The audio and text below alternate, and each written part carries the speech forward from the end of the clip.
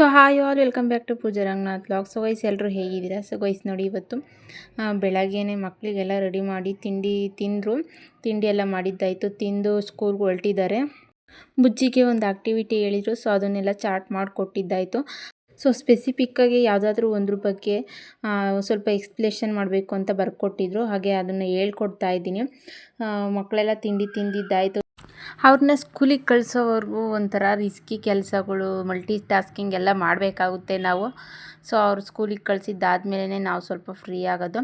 ಹಾಗೆ ನೋಡಿ, ಮಧುಗಿರಿಗೆ ಬಂದ್ವಿ. ಸ್ವಲ್ಪ ಕೆಲಸ ಇತ್ತು ದಣಿಮರಮ್ಮನ ದೇವಸ್ಥಾನದ ಹತ್ರ. ನೋಡಿ, ಕೈ ಮುಗಿದ್ಬಿಡಿ ನೀವು ಇಲ್ಲಿಂದನೇ. ಏನಂದರೆ ಸ್ಕೂಲ್ ಹತ್ರ ಹೋಗೋದಿತ್ತು, ಸೊ ಅದಕ್ಕೋಸ್ಕರ ಬಂದಿದ್ದಾಯಿತು.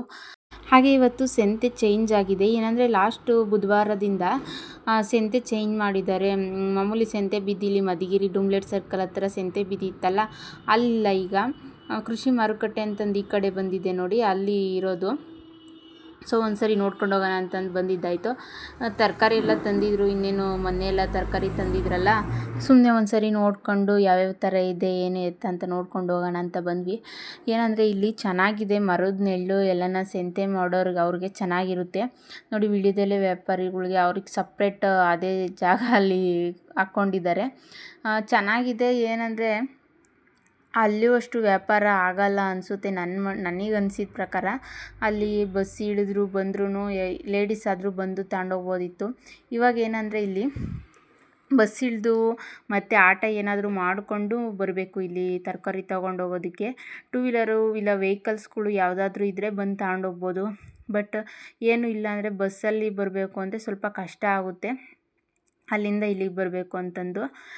ಅದಕ್ಕೋಸ್ಕರ ಇನ್ನು ಸ್ವಲ್ಪ ದಿನ ಆದರೆ ಗೊತ್ತಾಗುತ್ತೆ ಯಾವ್ಯಾವ ಥರ ವ್ಯಾಪಾರ ಎಲ್ಲ ನಡೀತಿದೆ ಏನು ಎತ್ತ ಅನ್ನೋದು. ಅಲ್ಲೇ ಆ ಕಡೆಯಿಂದ ಬಂದಿದ್ವಲ್ಲ, ಈಗ ಈ ಕಡೆಯಿಂದ ಹೋಗ್ತಿದ್ದೀವಿ. ಜಾಗ ಮಾತ್ರ ದೊಡ್ಡದಾಗಿದೆ, ತುಂಬ ಚೆನ್ನಾಗಿದೆ. ಅದೇ ವ್ಯಾಪಾರಕ್ಕೆ ಸ್ವಲ್ಪ ಕಷ್ಟ ಆಗ್ಬೋದು ಅಂತ ಅನ್ನಿಸ್ತಷ್ಟೇ ನನಗೆ. ಸೊ ಗೈಸ್ ನೋಡಿ, ಮುಂಚೆ ಎಲ್ಲನ 2 ವೇ ಇತ್ತು, ಇವಾಗೆಲ್ಲ 1 ವೇ ಮಾಡಾಕಿದ್ದಾರೆ ರೋಡು. ಯಾಕಂದರೆ ಇಲ್ಲಿ ಸ್ವಲ್ಪ ಡಿಸ್ಟರ್ಬೆನ್ಸ್ ಆಗ್ಬೋದು ಅನಿಸುತ್ತೆ. ಇಲ್ಲಿ ನೋಡಿ, ಇಲ್ಲಿ ಟರ್ನಿಂಗ್ ಹಾಕ್ಬೇಕಾದ್ರೆ ಆ ಕಡೆ ಸೈಡು ಗಾಡಿಗಳು ವೆಹಿಕಲ್ ಎಲ್ಲ ಓಡಾಡೋಕ್ಕೆ ಸ್ವಲ್ಪ ಡಿಸ್ಟರ್ಬೆನ್ಸ್ ಆಗುತ್ತೆ. ನೋಡೋಣ, ಇನ್ನು ಸ್ವಲ್ಪ ದಿನ ಮುಂದೆ ಹೋಗ್ತಾ ದಿನಗಳು ಕಳೆದ್ಮೇಲೆ ಯಾವ ಥರ ಪರಿಸ್ಥಿತಿ ಚೇಂಜ್ ಆಗುತ್ತೆ ಅನ್ನೋದು ಗೊತ್ತಾಗುತ್ತೆ. ಹಾಗೆ ನೋಡಿ, ಗೋಬಿ ತಿನ್ಕೊಂಡು ಹೋಗೋಣ ಅಂತಂದು ಬಂದ್ವಿ. ನಮ್ಮ ಮನೆಯವ್ರನ್ನ ಕೇಳ್ತಿದ್ದೆ ಗೋಬಿ ಬೇಕು ಅಂತಂದು. ಸೊ ಇವತ್ತು ತಿನ್ಕೊಂಡು ಹೋಗೋಣ ಅಂತ ಕೊಡಿಸ್ತೀನಿ ಅಂತಂದು ಕರ್ಕೊಂಡು ಬಂದರು. ಗೋಬಿ ತಿನ್ಕೊಂಡು ಹೋಗೋಣ ಅಂತಂದು ಕೂತ್ಕೊಂಡಿದ್ದೀವಿ. ಆದರೆ ಏನಂದರೆ ನಮ್ಮ ಅಪ್ಪ ಮಾಡೋಷ್ಟು ಟೇಸ್ಟ್ ನಾನು ಎಲ್ಲೂ ತಿಂದಿಲ್ಲ. ನನಗೆ ನಮ್ಮ ಅಪ್ಪ ಮಾಡೋದು ಗೋಬಿ ಅಂದರೆ ಸಖತ್ ಇಷ್ಟ. ಸೊ ಒನ್ ಟೈಮ್ ಏನಾಗಿತ್ತು ಅಂದರೆ, ನಮ್ಮ ದುಷಿ ಪ್ರೆಗ್ನೆಂಟ್ ಇದ್ದೆ ನಾನು. 9 ಮಂತ್ ಅನಿಸುತ್ತೆ.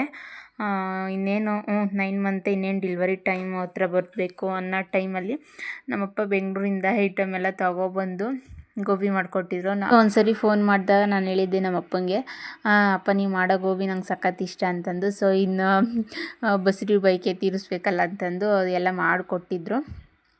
ಹಾಗೆ ನೋಡಿ, ಗೋಬಿ ಕತೆ ಇಷ್ಟೇ. ಇದನ್ನು ಗೋಬಿ ಎಲ್ಲ ತಿಂದ್ಕೊಂಡು ಹಾಗೆ ತುಳಸಿ ಕಟ್ಟೆ ತಗೊಂಡು ಹೋಗ್ಬೇಕು ಅಂತ ಬಂದ್ವಿ. ಏನಂದರೆ ತುಳಸಿ ಕಟ್ಟೆ ಇಲ್ಲ ಅಂದರೆ ಮನೆಗೆ ಲಕ್ಷಣವೇ ಇಲ್ಲ. ತುಳಸಿ ಗಿಡ ಇರಬೇಕು ಮನೆ ಮುಂದೆ ಒಂದು. ಏನು ಅಂದರೆ ನೆಗೆಟಿವ್ ಎನರ್ಜಿ ಬರೋ ಅಂಥದ್ದನ್ನೆಲ್ಲ ತಡೆದು ಪಾಸಿಟಿವ್ ಎನರ್ಜಿಗೆ ಅವಕಾಶ ಮಾಡಿಕೊಡುತ್ತೆ ತುಳಸಿ ಗಿಡ ಇದ್ದರೆ ಅಂತ ಹೇಳ್ತಾರೆ. ಸೊ ತುಳಸಿ ಕಟ್ಟೆ ತಗೊಂಡೋಗೋಣ ಅಂತ ಬಂದ್ವಿ. ಅದು ಹಳೇದಾಗಿತ್ತು, ಗಿಡ ಎಲ್ಲ ಒಣಗ್ತಾ ಬಂದಿತ್ತು. ಅಂದರೆ ಒಣಗಿರಲಿಲ್ಲ, ಸ್ವಲ್ಪ ಜಾಸ್ತಿ ಹಳೇದಾಗಿತ್ತಲ್ಲ, ತೆಗೆದುಬಿಟ್ಟಿದ್ದೆ ಗಿಡನ. ಸೊ ತಂದರೆ ಇವಾಗ ತುಳಸಿ ಕಟ್ಟೆಗೆ ಇಡಬೇಕು ಅಂತಂದು ಹಾಗೆ ಬಿಟ್ಟಿದ್ದೆ. ಅದಕ್ಕೋಸ್ಕರ ತುಳಸಿ ಕಟ್ಟೆ ತಗೊಂಡು ಹೋಗೋಣ ಅಂತ ಬಂದ್ವಿ. ನಮ್ಮ ಮನೆಯವ್ರು ನೋಡಿ ತೋರಿಸ್ತಾ ಇದ್ದಾರೆ, ಇದೆಷ್ಟು ಅಂತೆಲ್ಲ ಕೇಳ್ತಿದ್ದಾರೆ ಅವ್ರನ್ನ. ಸ್ವಲ್ಪ ಭಾರನೇ ಇದೆ, ಅದು ಕ್ವಾಲಿಟಿ ಚೆನ್ನಾಗಿದೆ. ನಮ್ಮ ಮನೆಯವ್ರು ತೋರಿಸ್ತಿದ್ದಾರೆ. ಈ ಕಡೆ ಚಿಕ್ಕ ಸೈಜ್ ಇತ್ತು, ಅದು ಯಾವ ಥರ ಅಂದರೆ ಚಿಕ್ಕದು ಒಂದು ಜಗ್ಗೋಷ್ಟು ಬರುತ್ತಲ್ಲ ಅಷ್ಟೇ ಸೈಜಿಂದು. ಸೊ ಅದಕ್ಕೆ ಅದೇನು ಬೇಡ ನನಗೆ, ಅದು ಮತ್ತು ಗಿಡ ಚೆನ್ನಾಗಿ ಬರೋಲ್ಲ ಅಂತ ದೊಡ್ಡದೇ ಕೊಡಿಸಿ ಅಂತಂದಿದ್ದಕ್ಕೆ ದೊಡ್ಡದೇ ತೊಗೊಟ್ರು. ಹಾಗೆ ನೋಡಿ, ಸಂತೆ ಬೀದಿ, ಹಳೆ ಸಂತೆ ಬೀದಿ ಡುಮ್ಲೆಟ್ ಸರ್ಕಲ್ ಹತ್ರ ಇದ್ದಿದ್ದು ಸಂತೆ ಬೀದಿ ಇದು. ಬಿಕೋ ಅಂತಿದೆ ರೋಡೆಲ್ಲನ, ಅಂಗಡಿ ಎಲ್ಲ ಕ್ಲೋಸ್ ಮಾಡಿದ್ದಾರೆ. ಪಾಪ ಬಿಸ್ನೆಸ್ಸು ಡಲ್ ಆಗುತ್ತೆ. ಸಂತೆ ಬೀದಿ ಸಂತೆ ಈಗ ಅಲ್ಲಿಟ್ಕೊಂಡಿರೋದ್ರಿಂದ ಇಲ್ಲೆಲ್ಲ ಬಿಸ್ನೆಸ್ ಡಲ್ ಆಗಿರೋದ್ರಿಂದ ಅಂಗಡಿ ಎಲ್ಲ ನೋಡಿ ಕ್ಲೋಸ್ ಮಾಡಿಬಿಟ್ಟಿದ್ದಾರೆ. ಆದರೆ ಸಂತೆ ಇಲ್ಲಿದ್ದಿದ್ರೆ ಚೆನ್ನಾಗಿತ್ತು, ನನಗೆ ಅನಿಸಿದ ಪ್ರಕಾರ ಇಲ್ಲಿದ್ದಿದ್ರೇ ಚೆನ್ನಾಗಿರೋದು. ಯಾಕಂದರೆ ಇವಾಗ ಹೆಂಗಸ್ರುಗಳು ಇರ್ತಾರೆ, ಎಷ್ಟೋ ಜನ ಮನೆಗೆ ಬರೀ ಗಂಡಸರು ಬರೋದಿಲ್ಲ, ಹೆಂಗಸ್ರೇ ಬರ್ತಿರ್ತಾರೆ. ಆವಾಗ ಹೆಂಗಸ್ರುಗಳು ಬಂದಾಗ ತಗೊಂಡು ಹೋಗ್ಬೋದಿತ್ತು. ಹತ್ರದಲ್ಲೇ ಇರೋದಲ್ಲ, ಇವಾಗ ಇಲ್ಲಿಂದ ಅಲ್ಲಿಗಾನ ನಡಿಬೇಕು, ಇಲ್ಲಾಂದರೆ ಆಟೋಗೆ ಚಾರ್ಜ್ ಕೊಟ್ಟು ಹೋಗಬೇಕು. ಸೊ ಅದಕ್ಕೋಸ್ಕರ ಇಲ್ಲಿದ್ದಿದ್ರೆ ಚೆನ್ನಾಗಿತ್ತು. ಹಾಗೆ ನೋಡಿ ತುಳಸಿ ಕಟ್ಟೆ ತಗೊಂಡಿದ್ವಲ್ಲ, ಸೊ ಒಂದೆರಡು ಪಾಟ್ಗಳು ತಗೊಬಿಡೋಣ, ಟೆರೆಸ್ ಗಾರ್ಡನ್ ಮಾಡೋ ಥರ ಮಾಡಬೇಕು ಅಂತಂದು ಆಸೆ ಇತ್ತು. ನನಗೆ ಗಿಡ ಬೆಳೆಸೋದು ಅಂದರೆ ಸಖತ್ ಇಷ್ಟ. ಸೊ ಅದಕ್ಕೆ ಪಾಟ್ಗಳೆಲ್ಲ ತಗೊಂಡು ಹೋಗೋಣ ಅಂತ ಬಂದ್ವಿ. ಸೊ ನಮಗೆ ಬೇಕಾಗಿರೋ ಅಂಥ ಸೈಜ್ ಪಾಟ್ ಸಿಗಲಿಲ್ಲ ನೋಡಿ, ಅಷ್ಟೇ ಚಿಕ್ಕದಿತ್ತಷ್ಟೇ.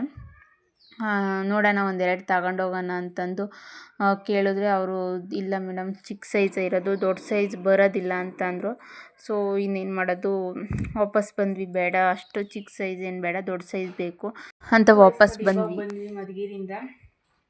ಏನಂದರೆ ನಮ್ಮ ಕೆಲಸ ಮಾಮೂಲಿ, ನಮ್ಮ ಡ್ಯೂಟಿ ಶುರು ಮಾಡಬೇಕಲ್ಲ ನೋಡಿ. ಬ್ಲೌಸ್ ಅರ್ಧ ಬರ್ಧ ಮಾಡಿಟ್ಟೋಗಿದ್ದೆ, ಇವಾಗ ಸ್ಟಿಚ್ ಮಾಡಬೇಕು.